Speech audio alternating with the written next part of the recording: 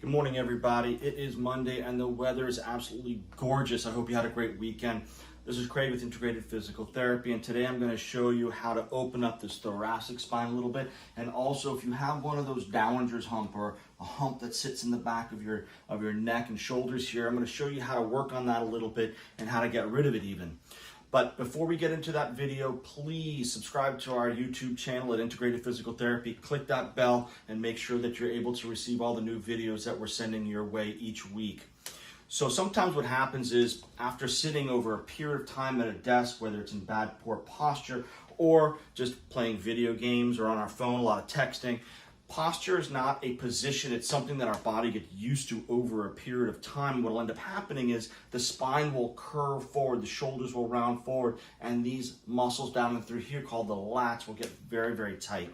So there's a nice, easy way to go about opening these up, and I'm going to show you two different ways to do that this morning. One is just with a straight door, or you can do this on a wall as well. The other one is using a handy-dandy broomstick. Very simple and very easy, something that you can use in and around your house. So what I'm going to ask you to do is clasp your hands together, and we're going to place them behind the head and neck area right here. You can see it from behind here. And what we're going to do is I'm going to come up to the door, and I'm going to bring my elbows together.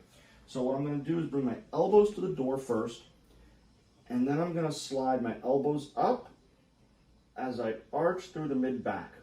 Now, keeping my elbows together as I arch back, I'm going to feel some restriction right in the back of my shoulders and between the shoulder blades. And I'm just going to hold it here. And then I'm going to come out of it, and I'm going to do this again. A few times. Now you can do this 5 to 7 to 15 times, and it will help open that up. Now if you're unable to get the hands behind the head and neck, something else you can try is with a broomstick.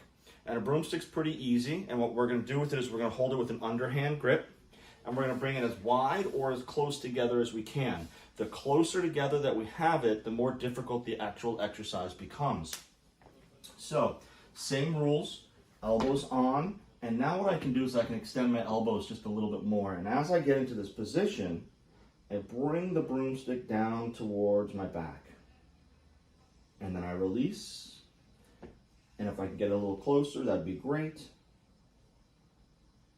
And I do this again 5 to 7 times, maybe 10 to 15 times. And the idea is to open up the space and the extension in our back.